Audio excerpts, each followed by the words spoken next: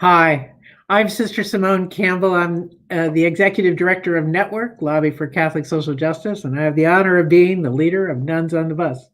And today we are in Gary, Indiana, and we'll hear about exactly where they are, close to Chicago, right on Lake Michigan, I understand. And we are going to visit with the staff at the Sojourner Truth House, or at least some of the staff there. So let's bring on our guests.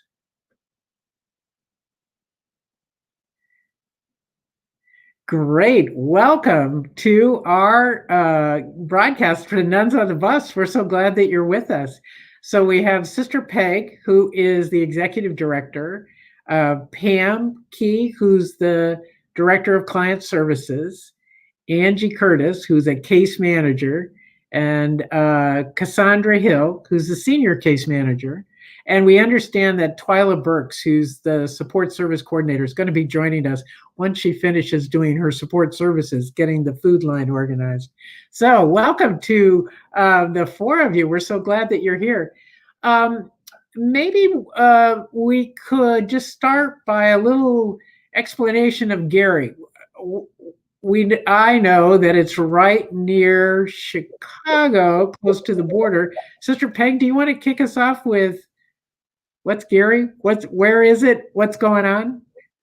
Well, thank you very much for this opportunity, Sister Simone and Network. Yes, Gary, Indiana is not really anymore the Gary of the song Gary, Indiana. In fact, there are probably not a whole lot of people that remember that song anymore. I didn't even know it exists, probably. Right. But Gary was at one time a bustling town, a steel town. And then I'm not sure, in the 50s and 60s, white flight began. Oh. And especially when Mayor Richard Gordon Hatcher, the first Black mayor in the country, was elected.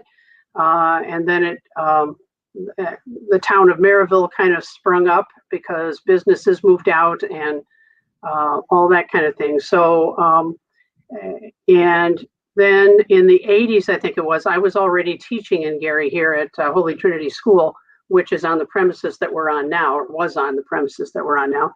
And in the 80s, there were problems at the steel mills, and a lot of people suffered unemployment and all that kind of thing. And so from the 60s on, Gary's kind of been on a downward spiral. For a while, we were known as the murder capital of the country. But thankfully, we lost that distinction, if you will.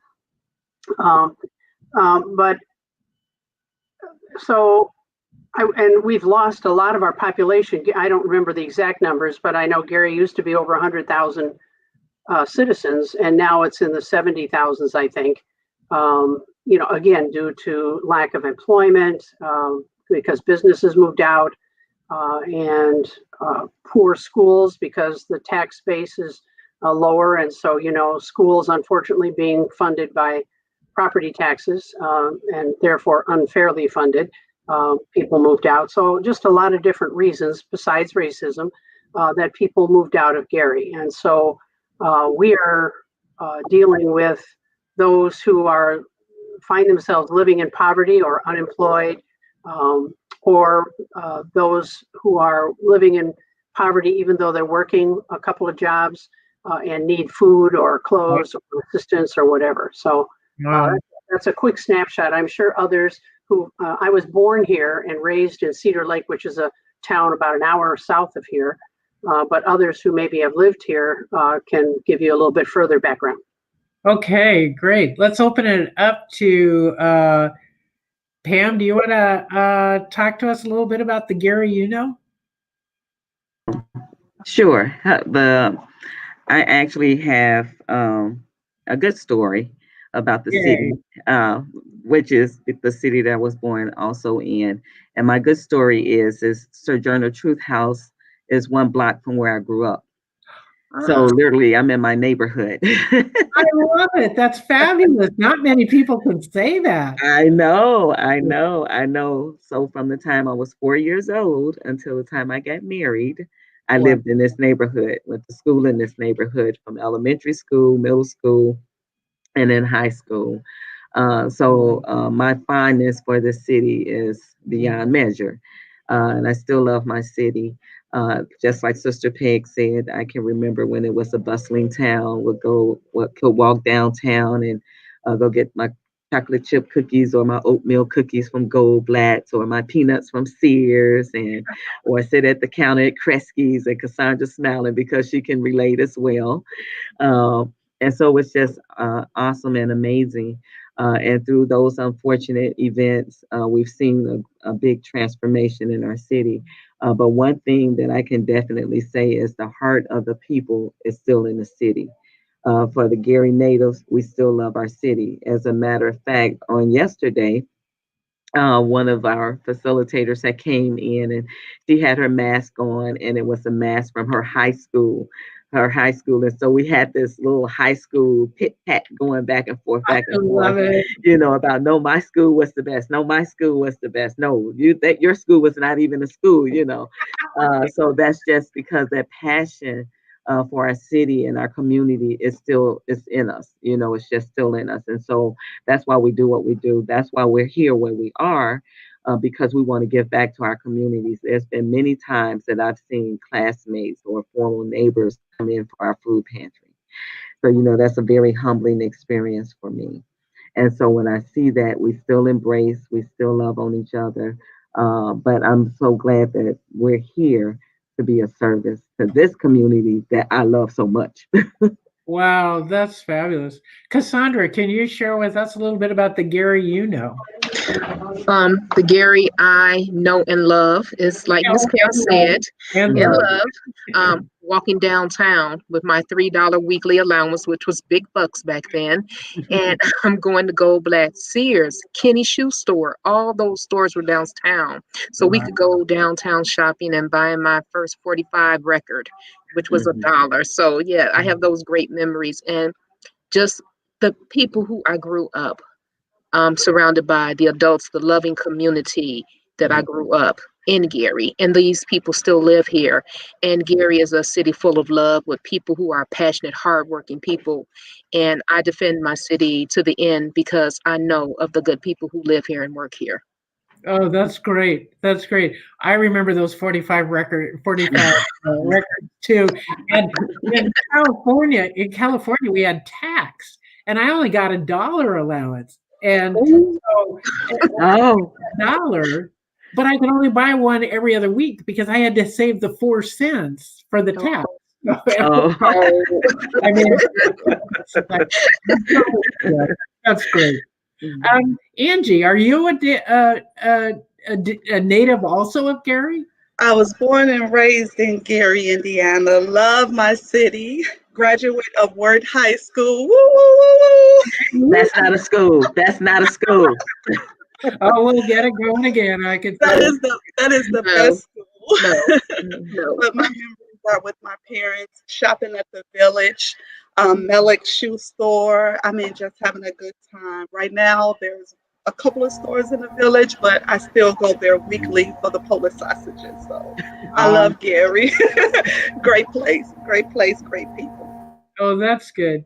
And welcome, Twyla. We're so glad you could join us. We understand you. Thank you. Yeah, I only had 2 volunteers come today, so Oh, I'm kind of running around getting everybody in place, but thank you. oh, we're glad you're here. So, are you a Gary native also? No, I've been here 33 years. Oh my gosh! I Wow. migrated after I got married. Yeah, married. Where'd you come from? Chicago, the South Oh, Side. okay, so not too far. How Yeah, far is that? Is it like 30 miles, 40 miles? I don't have a good sense of that. yeah, about 30. Because Oh, I was really kind of when you first go into Illinois from off the toll road. I'm right in that general area. sure, sure. Okay, so it wasn't too far, but it was a Yeah. different state, so that makes a difference. Yeah, yeah. All right. Well, as you okay, so we've talked about Gary that you grew up with, and I understand there's a fair amount of competition among high schools. Does that continue to today? I mean, is there that kind of competition among high schools at this point? Is that the same attitude, or are things different in that with the decrease in population? I'm curious. I think it's only one high school now, isn't it? And then the rest are charter schools. Oh, really? Because Oh. I know they have West Side's the active high school, Mhm. and then they have mostly charter schools after that. Mhm. So Word High School is now closed. Luwalis High School is now closed. Horseman is now closed. Oh, I think Gary Roosevelt was some type of transition happened with that, but it's no longer called Roosevelt High School, I But don't I think believe. it's closed now too. Okay.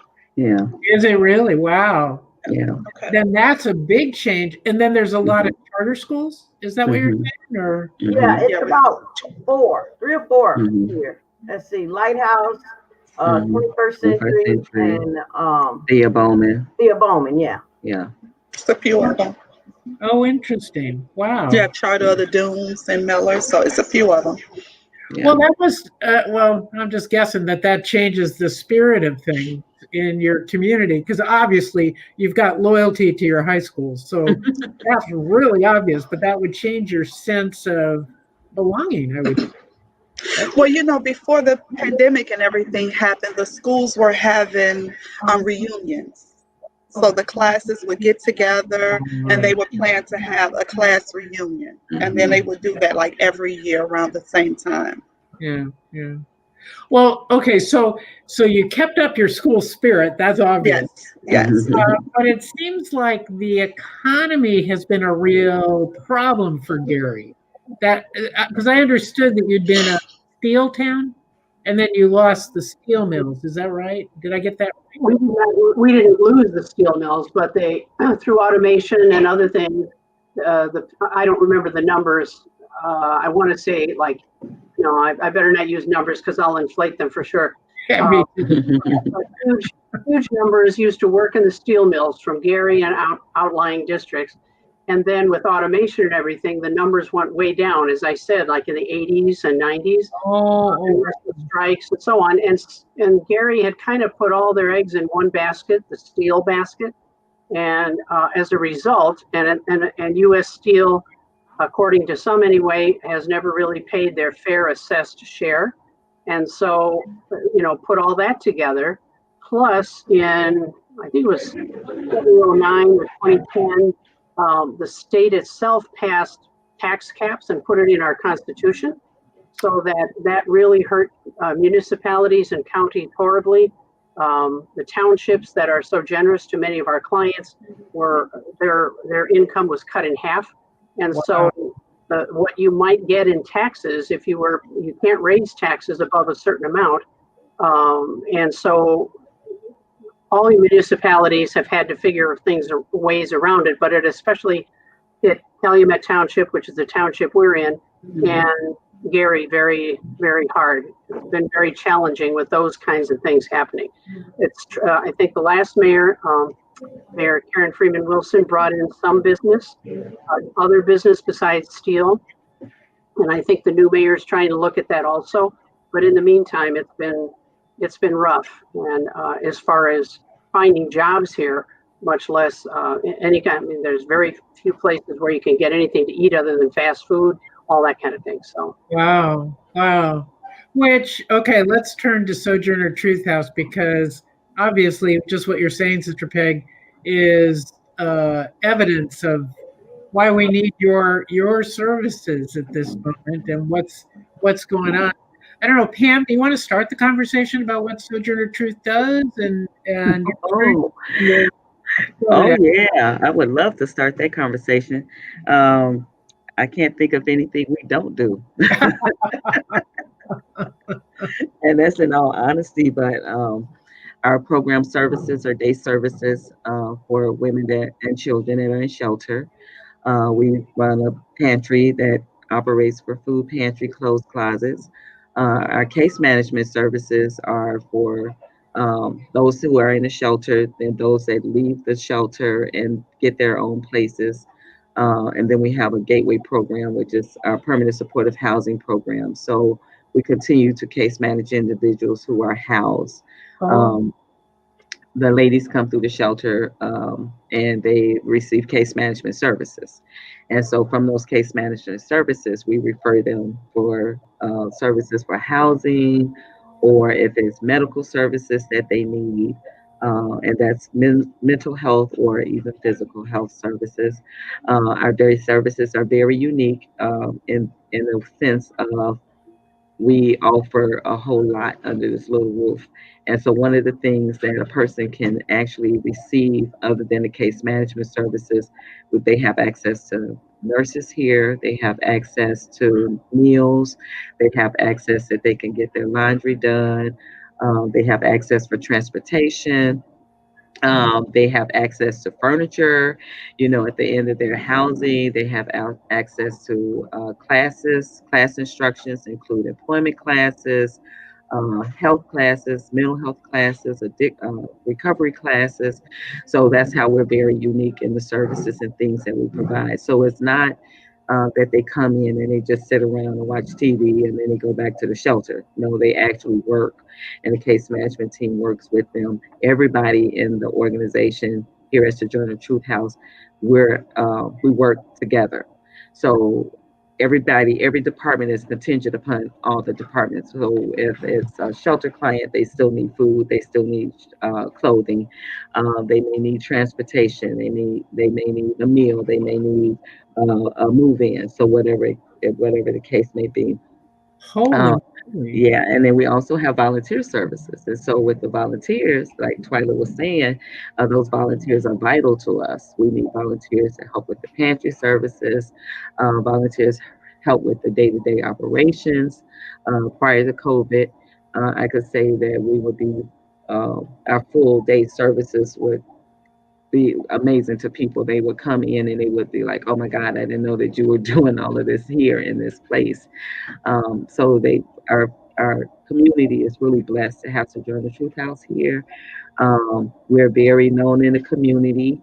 Um, we need to be more known in the community, but we're very known in the community in a sense.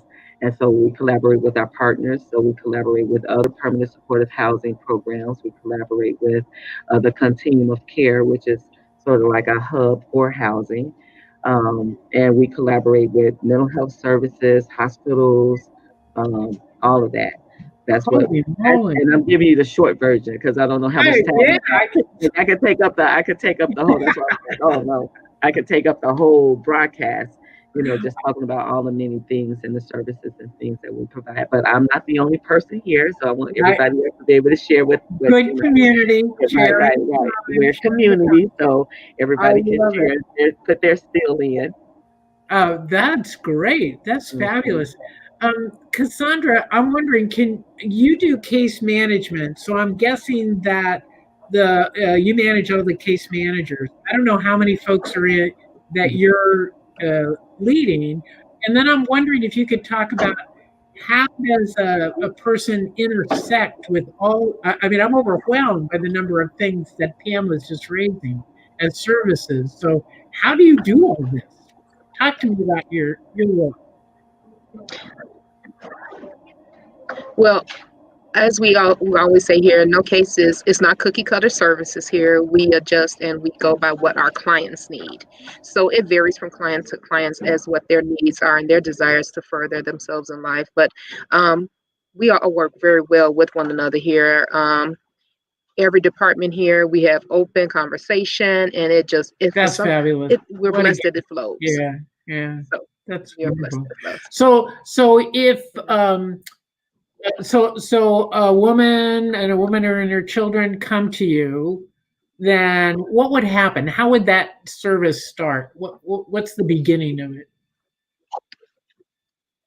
Well, they'd enter into the building. They're assigned a case manager, and after they meet with their case manager, there's paperwork to complete.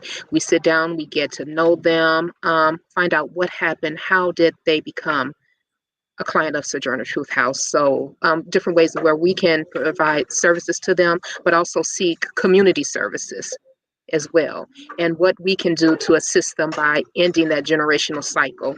Because one thing Miss Pam didn't say that I just love, Boxtown. I love it. Boxtown, the entrepreneurship program that Sojourner Truth has here, helping the women develop their own business. Wow. I think that is so awesome. I brag about that all the time to everyone I meet. I say, oh, we have this Boxtown program here. So it's a complete program helping the women with obtaining the license, the EIN, registrations, obtaining the 501c3 if it's going to be a nonprofit, all those great things. And there's still more Boxtown programs being opening up with the sewing. And also I know there was speaking about maybe possibly home ownership in the future as well. So yeah, so I love the Boxtown. I love case management, but I love the Boxtown too. No, but I would think that having Boxtown would be really important for the development of folks. Once you've gotten some self-esteem, some sense that you can do something, then it's a natural place to put your energies. That's really important. Whoa. Yes. Oh, that's exciting. Thanks for adding Boxtown to that. Oh, yeah. Lindsay, could you talk to us a little bit about, because you are a case manager at this point, you intersect with the women, and I understand you also have some, other experiences that you bring to your job. So I'm curious, could you talk to us a little bit about the needs of the women that you're meeting and what is your how do you enter into their lives, and what do they come with as a background? What's your experience? So, as Cassandra said, it's no cookie cutter. So they come with a And variety is it of women things. experiencing homelessness to begin with? Is that how they first come to you, or it could be anything? They first come to us because they are either experiencing homelessness right now or they're on the verge of homelessness. So it could have just happened last night. They could have been homeless for some time. So it just depends on the situation. Oh, I see. Okay, great. And so a woman comes, probably pretty frightened, comes through the door, has heard about you all, that it's a good place to be, and then is nervous, and then she meets you. So what happens? So she meets us. We give them a tour, let them know the services that we do provide. Then, as Cassandra said, we bring them to our office and then we do a needs assessment. We find out exactly what is the need. Sometimes they come to us, they don't have a birth certificate, they don't have a social security card, they don't have ID. So sometimes we have to start at the very beginning and work our way. We have some women that come in that are repeat clients. We see them over and over and over again. For some reason, they come back. So it can be a mental health issue, it can be a mismanagement of money, it can be a variety of things. But we still have to get them back to that next level where they are housed, if we are able to do so. Wow. That seems like it would be a challenge. I would also think they like coming back too, because I like you all already, and now I want to come back. So having community is an important piece of that. I would think it's. So do you have programs for graduates or alumni? I don't quite know how you organize that part. Or So once the ladies are housed, we do have programs. Pam didn't talk about the TOPS program, which I'm surprised. But we do have a program for the ladies once they transition into their own home. They have the opportunity to come back and take advantage of the case management services as well as the classes that we offer for the ladies. wow. Oh, that's great. And then Twyla, your work. Okay, so I understand today you were working on the food distribution line, getting the volunteers organized. So, can you talk to us about both about the volunteer interaction, but about the work that the food distribution or whatever else you're involved with as a support service coordinator? Well, like they said, even with the ladies, when they come in, some of them are, they have places that they're staying and they need food. So we package that up when they come in. Sometimes they may not have anything but the clothes on their back. So we have a clothes closet as well. So we find out what their needs are. We help them get clothing. They come down and they have a variety of things to select from. We even have event wear because sometimes, life still goes on. You have events you need to go to. So we have event wear, hats, gloves, coats, whatever the need may be. We do the shoes. We try to do a head to toe as well as the jewelry and things. So, all ladies feel pretty when they got a little jewelry on. So me too. That. Yes. But we also we cater to the kids. So we have diapers, we have formula, we have adult diapers and things, and that's all in with our pantry, as well as any of the personal needs: lotion, shampoo, toilet paper, soap, all of that stuff, as well as the food products that we give out. Oh, wow. So if a family comes, or a mom and kids come, then the case manager helps them move through this process to get what they need. Is that how it works? Yes, ma'am. And also, when they transition into TOPS, when they're in their housing, they can come every 30 days to the food pantry and still get food. So that's one of the extra burdens that's off of them. And as well, like I said, they can get the personal items too. What a lot of people don't understand about the government assistance, it gives you food, but it doesn't give you the personal things. So diapers and lotion and soap and things, those are things you'd have to find funding for yourself. Oh, that's good. Okay. And TOPS is box tops that Cassandra was talking about? TOPS is the transition where they've completed the program. They're already in their housing. They still have access to whatever programs we have here, but they're housed. The Box Town is the entrepreneur program. Okay. I got town and TOPS. I got confused. Sorry. That's okay. It's a lot of stuff. I'll say it's a lot of stuff. Sister Peg, how do you ever keep a track of all of this? This seems really challenging. Well, it is like a 3 or 10 ring circus some days. We always say it's organized chaos, but it is organized. I mean, when people come in, they comment on how organized the clothes closet and the pantry is, how organized the inside of the building is, because we're like in attached buildings, but you have to go outside to get into the pantry clothes closet area. And really, this place has evolved since 1997 when we were founded, and I've been graced to be here that full amount of time, and it's just been amazing to me how it has evolved almost on its own. Like there's a spirit of evolution and response that's here, and we always say that we have two inspirations in our front hallway. We should have taken a picture of that and sent it to you. We have our two inspirations. The Poor Handmaids of Jesus Christ founded this place and provide us with about half our funding. And they, their foundress is St. Katharina Casper from Germany.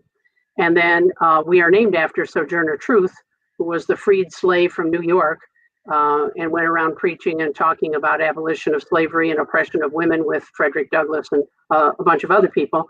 And so there are two pictures hanging side by side in the hallway. And of course, they were contemporaries. One was in Germany, living in Germany. One was living here in the United States. They didn't know each other, but we always imagined them having wonderful conversations about us now. And so I think that's kind of, we look for that to them for inspiration. We look to the resilience of our clients who, we celebrate with them every little step. We have a tradition called the key dance. When somebody comes and gets her key for an apartment or a house or whatever, and everybody does a little dance. It doesn't matter what the moves are. We just around the enjoy for her, and hopefully that this would be the last time she comes through the door, unless she's coming to visit and see how we are. That doesn't always happen, but sometimes there's a lot of success in that, and that's where the TOPS program comes in. And the Boxtown program as ways to follow up on what case management has done throughout their time of homelessness and their time of hunger. We try to get them into decent, stable housing. And of course, finding decent housing in this town or anywhere in this country is an issue.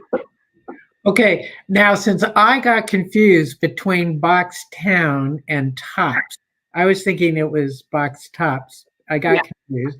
Can you, one of you please explain? Okay, I got from Cassandra that Boxtown is the entrepreneurial piece, but what's this tops piece? Maybe Pam can do that one. Okay, Pam, could you help us? Unmute yourself, love. Absolutely. So I was trying to save some for somebody else. We need you So, in. We but need the you in. Come. Okay, all right. So the TOPS program, say a lady, she goes through the shelter program and she's completed everything that she has her housing. And so she says, like, hey, I want to still hang out. I'm still in need of this or in need of that. So the transition program is actually an opportunity for them to stay connected to us because a lot of times we are the only social circle they have, and so they can come in, they establish, some form of friendships with the other peers and things to that nature. And so this particular group continue on with the educational services, but as a case manager, that case management piece is to make sure that they're staying stably housed. And so we help them with whatever they determine their next to be.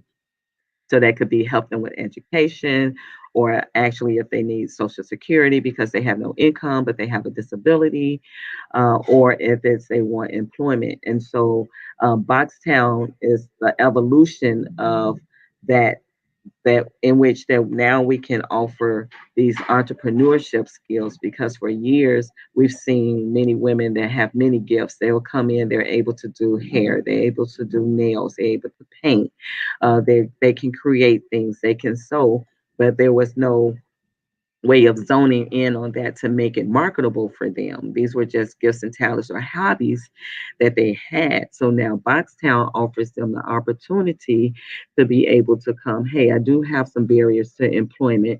So we have an employment piece to that. And so they can learn the skills and techniques that they can be more successful in obtaining employment. And then we have the entrepreneurship piece to the Boxtown, where they can zone in on those gifts and talents that they have and create their own businesses. And so, as Cassandra had also mentioned, that now we have a young lady that wants to come in and do a sewing program for 6 weeks. So with the Boxtown, we had different vendors. So we had an author, we had a jewelry maker, we have a culinary individual. We have a lady that's selling fresh produce. We had a yoga participant. She's certified to do yoga. And I think I got all the entrepreneurs, the ones that were entrepreneurs. But it also builds such a great self-esteem in the women. That's amazing. Yesterday was the graduation of this first cohort. And so they had their items here. And so people were able to come to talk to them, to see what they've done, and to support them. And so it was amazing. The vibe and the energy in the room was so good. Wow. It was so wonderful yesterday. So that first cohort has actually graduated, but we've started the second cohort, and we're praying or hoping with the sewing program. Once those ladies finish that sewing program, they can go into the entrepreneurship piece of that, and now they can begin to sell those things. And so it's a continuum. And like Sister Peg says, it's always evolving. Yeah. It Yeah. just comes to us. It just literally just come to us, and it's like amazing to watch it in action. But those TOPS clients, and sometimes we may have TOPS clients that are a little older and a little settled, and that's okay. So we are able to check in and say, hey, how are you doing? And they're able to contact their case manager if any issues arise, because the main ideal for that program is stable housing, to keep you stably housed, because homelessness, we have so many people that may not have those skill sets to stay stably housed. Say that's why we say, okay, let's help you with Social Security so that you can have an income, that you can at least get maybe affordable housing, or housing that's permanent supportive housing, or income-based type housing. So whatever it takes to keep that individual stably housed. And the other Uh, good thing that I like about that program is how they connect. And it's a group that stay connected. So whether they're with us or outside of us, because sometimes the TOPS clients can come in and they can tell me about a TOPS client that haven't been here about 3 or 4 years. Oh, hey, I saw so and so. They told me to tell you hi, and they're doing fine. So it keeps them that's connected to us. that's great. Okay, a couple of questions, because I'm curious. In so many parts of the country, how one of the challenges with housing is that it's hard to get decent housing Yes. that people can afford to pay. Yes. Is that part of the Gary reality? Because I was thinking when Sister Peggy said you lost population, seems like there would be more housing around. How is that Well, working out? most of that for me, I can say that yes, there is a great need for affordable housing, a great need for affordable housing, because most people abandon their homes because they may not have been able to pay the property taxes. So we have a lot of empty houses that are inhabitable. So we do need affordable housing. There is a So, need so to, you have abandoned buildings, but they're not, you can't live in them. Is that right? the, Yeah, oh, yeah, massive. Yeah, wow, that's hard. That's yeah, hard. yeah. So how many women are you serving? I mean, this is like, I mean, you've got so much going on. I can't even, I have half the Gary in your place. I can't imagine this. What's happening? Sister Peg? We were just, I mean, I'm in charge of getting the stats together so we can write grants and all that. We actually serve more people through the food pantry clothes closet, and now, especially during COVID, our average number of all our different streams of service, whether it's TOPS or Boxtown or case management from the homeless shelters or the food pantry clothes closet, is around a little above or a little below 2,000 every month, individuals. Oh, But then in June and July, we served over 5,000, and in August, we hit over 6,000. September's a little under 6,000 with COVID, because Gary's unemployment rate is hovering between 17 and 18%.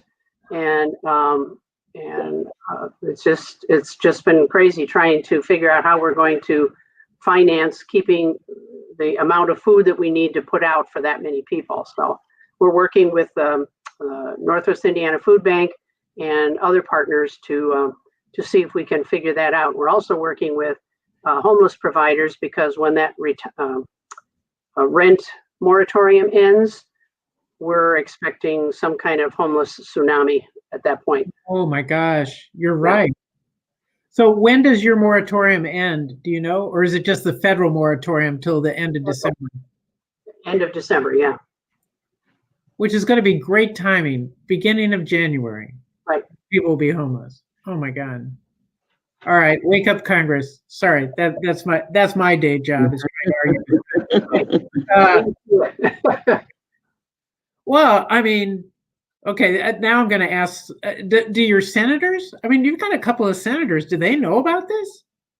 Do they know the story? I'm gonna leave that one to Sister Peg. I mean, we have tried to let our representatives and senators know, but I don't know if they're particularly. They tell people about the Indiana has a through Indiana Housing Coalition and something else, ICTA. I can never remember what all the letters stand for. Yeah, that's right. And they have a rental assistance program through them. I think this is like their third round that they're going to be starting. And it's going to be a sizable amount, but the most requests they've had, I don't know exact numbers, but the most requests they've had from any of the 92 counties in Indiana was from our county, Lake County. Other than Marion County, and they had their own separate thing, of course, since they're the capital county.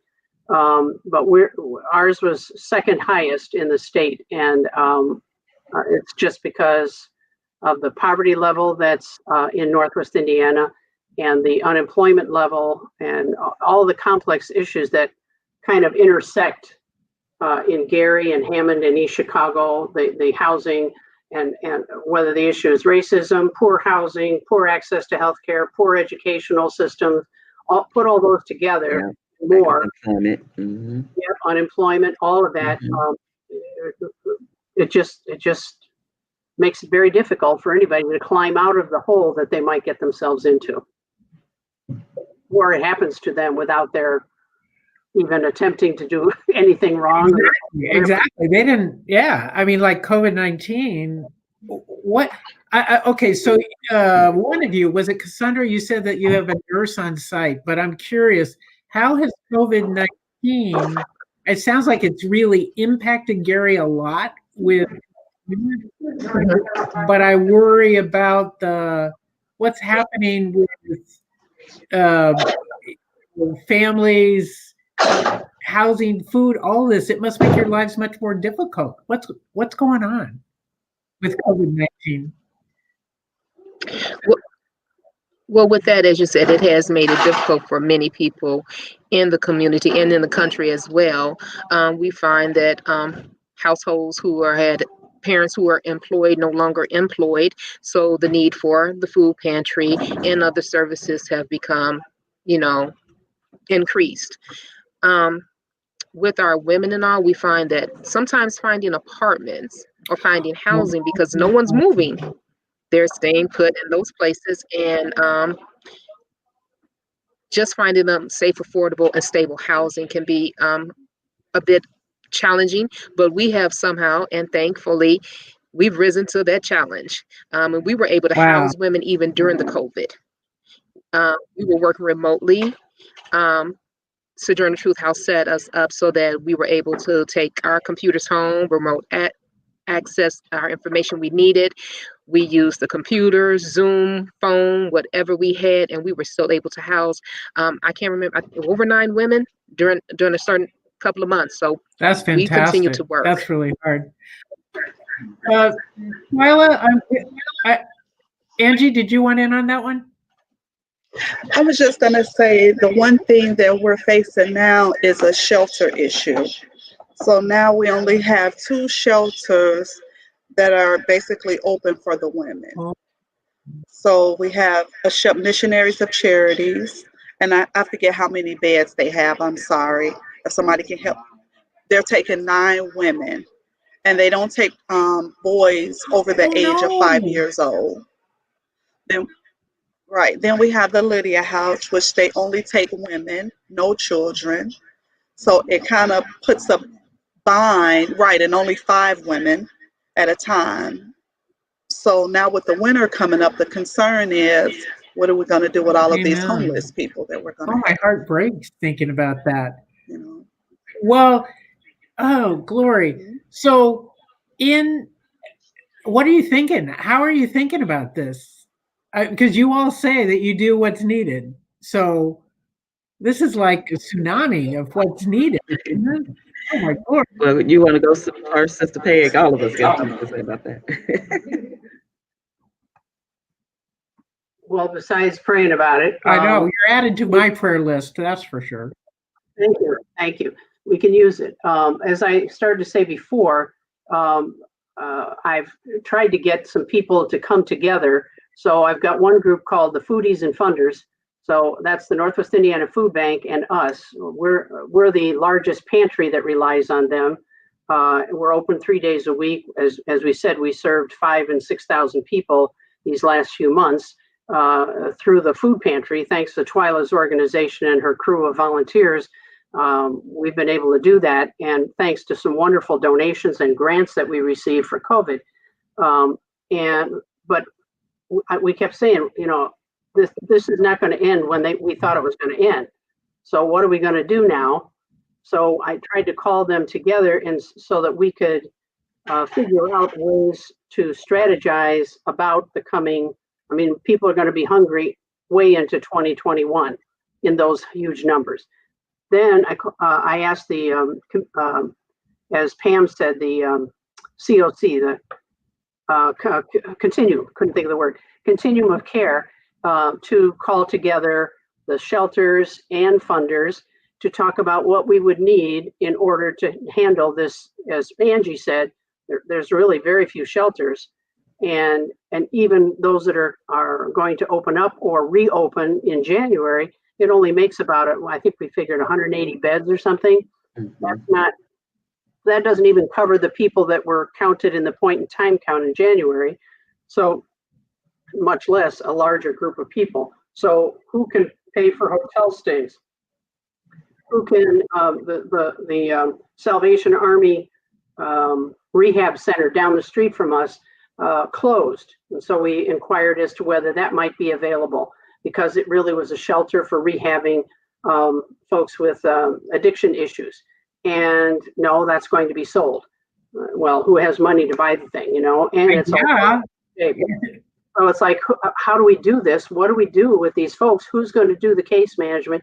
How are we going to do things? So we're trying to figure it out, but without help from the state and beyond, I don't know how far we're going to get with that. So we just kind of, it's kind of looking into the future and trying to figure things out at the same time we're living day by day. Yeah, I hear you. Twyla, I've just realized as Sister Peg was talking, you dealt with a huge increase in folks at the food pantry. Did you also have an increase in volunteers at the same time? How did you manage? Well, yeah, we stayed open during the pandemic. I think we were closed maybe 2 weeks, so we've been up and flowing Wow. since about April 21st. From outside, we instead of where we used to come in and put a lot of information in our database, we've been handwriting it and processing it from the parking lot. So we do a drive-through and a walk-up. I have a wonderful base of volunteers, but the numbers change because most of my volunteers are older, and it's very difficult for them with their health issues to even be that exposed. So I have a wonderful team and staff. When they get the chance, they'll come down and help. But it was a big increase. It was learning how to do things differently to get to the same goal. So we're also now trying to figure out what the adjustment will be for when it snows.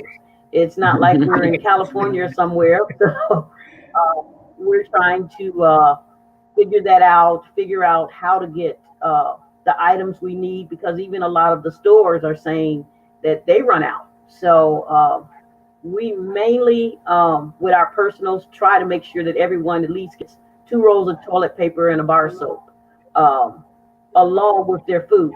So that has been a big blessing, but it's also one of the items that are very difficult to get your hands on sometimes. Yeah. Because if nothing, if you don't have the hand sanitizers, the washing your hands and things like that is a big help. We've also was very lucky. We had masks donated, so we were able to give out masks to the families as they came to make sure that they were at least covered up. So we've been adding that into our food packages as well. Wow, that's so important that people have the protective equipment that they need, and simple things like a bar of soap. And you're right, it doesn't get paid under the SNAP benefits or any government benefits, so that really makes a difference. Well, okay, I'm curious about kind of, the whole nation's been caught up, thank heavens, in addressing the issues of some racial disparities and the racial inappropriate policing by the police, the violence, police violence against people of color, African Americans, and in the South, Southwest, Hispanics. So I'm curious, is some of this, and it got me wondering when you said that your senators weren't exactly paying attention to you, is some of this, do you think, some of the racial issues communities of color disregard, or is it some other source of challenge that you're facing? How do we address this? That's what I'm trying to figure out. What's going on? I think one way that we address it is, first of all, we go high and not go low. Let me start there. Because we, for Michelle me, Obama, I will always yes. Amen. And I say that in all honesty because for us, we work with a diverse population, and they come from the areas of our community that are outside of Gary that are considered suburbs. And so we're not treating them any differently than individuals that are coming and are natives of Gary or coming from a different state or coming from this or that. So I say the way that we attack it is by our actions. And one thing that I can honestly say that the most feedback that we get from our participants is that we're consistent in our care and our concern for the people that we serve. And Wow. if we can make that type of impact on one individual, then we did it for a whole nation. And so whether the nation identifies with it or don't identify with it, we've done our part. So that's one way through our actions, you know. And I can say that even with the food pantry, normally we would service only our Gary residents, but if somebody comes and they're from another area, they're going to get service. And Twyla will tell me, this person was here last week or this person was here 2 weeks ago, but she's still going to feed them, Yeah. you know, because they need food. I can't say what's in their house or what's not in their house, you know. So our actions, our very actions, that's one way of doing it. And then speaking out on those things that are injustices, but to do it in a way that will show respect and integrity. And so for me, it's not buying into somebody's personal sideway opinions. I have a choice. I have a choice to address it or not address it. And so if it doesn't affect me, or however it may affect me, I still have that choice on how I react to it. And so I think for me, it's the reaction to do the best that we can do and be the best person that we can be, and to be a model of that in our community and outside of our community. So whether it's on our jobs, whether it's in the grocery store, wherever it may be. Yeah. So that's my spiel, and I'm sticking to it. I'm with you, Pam. I'm with you. Do others want in? Sister Peg, you want in? Yeah, we agree with Pam. The only gospel some people ever read is that of our lives, and so you know, that's important. It's also important, I think, as a leader in the community, that we made a statement on the George Floyd murder. So we did, and that statement went through the staff and board before we published it. And then I said, well, you know what? That's not just enough. I mean, our actions, etc., but we have to be actively,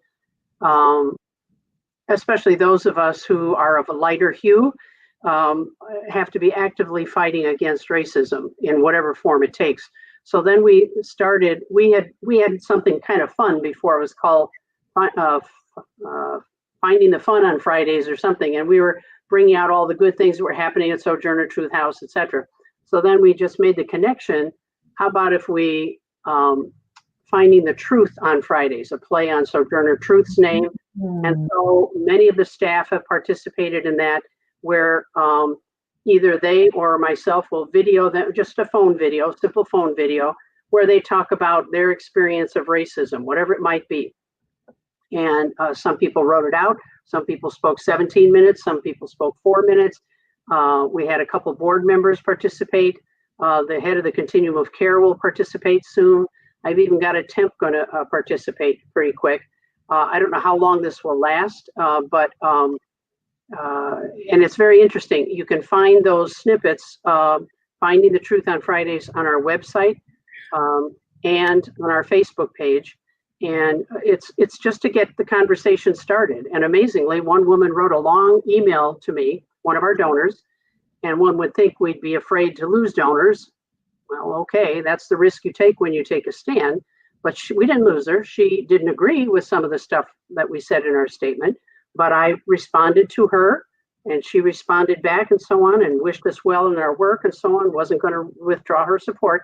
But it was an opportunity for conversation, and conversation educates. So that's kind of another piece of how we have been responding to this. Wow, so important, so important. And I think, Sister Peg, I mean, earlier in the conversation, we only have like 5 minutes left. Oh, I've got too much to do.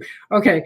I want to close this. I was going to follow the issue about white flight, and I'm guessing the suburbs are whiter than Gary itself when you talk about that. And so that becomes some of a segregated dynamic, just to put an end on that. Is that true? Is that your all's experience? That is correct. Okay. So we've got some structural issues to deal with to acknowledge that. Oh, and our people will go and look at your website. I can hardly wait to check this out. So I want to see your truth piece. Okay, to close this, you all are fabulous. You do so much. I can't even imagine.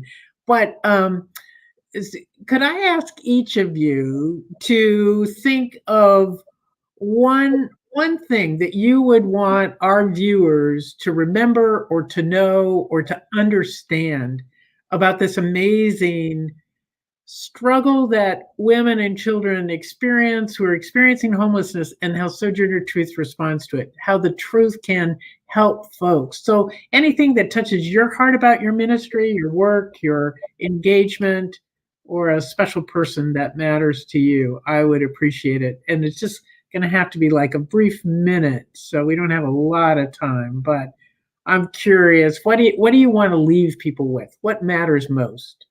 Is that clear? Okay, Sister Peg, you'll model for us and go first. Okay. I think what I always say is, and I've learned to change my language from homeless people to people experiencing homelessness, because then it's not a label, it's an experience. It might be a 6-time experience, it might be a 1-time experience. But anyway, folks experiencing homelessness and hunger look just like us. And I could tell you several stories about that I use often, but they just look like us. They're folks like us with their own struggles and issues, and many of us are one paycheck away from that. Some of us may be joining the ranks once January 1 comes around. Folks experiencing homelessness and poverty and hunger look like us. We're together. We're not separate. Right. That's right. The one thing that I would like to put emphasis on is that our women and their families are amazing. When we see they're so resilient, they have so many traumatic experiences, and they still rise up. They still get up. And that humbles me, because I know their stories. But their gifts and their love, it comes out eventually when they see that they're treated with respect and dignity. And that's all anybody wants, is respect and dignity. And the gifts and the talents, and to see the evolution from when they walk in the door until they get their keys, or they receive a birth certificate or a state ID. Yep. Live in dignity. Yeah. We're all alike. We all deserve dignity. Twyla, what would you say for us? I like that we are that light in the dark tunnel. For our clients, for the community, we're a safe place. And as people go through their struggles, they know that they have somewhere that is going to help them make it better. So I think that sometimes traveling through that tunnel, you need a light halfway through. And I like the feel that we are that. We're that energy that says, okay, it's a struggle, but it's there. Just keep moving forward. So I think that's the blessing that we're here for, everyone. It helps for the staff, because this gets overwhelming for us as well. I love that part of our ministry. I think that's important to remember, that you all need care too, because you absorb a lot from your clients, I'm sure, and being community for each other must be really important. Thanks for lifting that up, and that helps make the light even stronger. So thank you, Twyla. Important. Cassandra, do you want to go next? Sorry, sure. I agree with what everyone has said so far, and totally the respect of clients and just remembering those who are in need. I love Sojourner Truth because they evolve to what the community needs, and they really move into action. It's not just the talk, but they actually walk the walk. All right, folks listening, not just talk. In Washington, D.C., we do a lot of talking. Walking is important. Thank you. Okay, Angie, you get the last word on this. So I just like to say that Sojourner Truth House is definitely the truth. Definitely the truth. It's a lot of work that we do behind the scenes. It's a lot of work that we do for the clients. And sometimes it's a lot of what the clients give us to keep us going. And we do have that community of support among our peers. So I just want to say that when the ladies come here, they're sometimes broken. A lot of things have happened in their lives, but we do our best to try to put them back together as best as we can. Wow. So that is the truth. That is the truth. And so we have to, on that note, the truth, we have to end this opportunity of visiting Sojourner Truth House in Gary, Indiana. I urge all of you watching to go to their website, make sure it'll be up on our website so you can get the link. I want to say thank you so much for your amazing service. We carry you in our hearts and prayer, especially as we approach January. So, and this deadline for the eviction moratorium. Please find a way forward as a nation so that we will care for all our people because we are all given the same dignity and deserve the same sort of service. So thank you so much for your amazing work, and Gary, and I look forward to the day when we can visit you in person. Thank you so much. All right. Thank See you you. in Gary. Thank See you on the you. road. Thank you.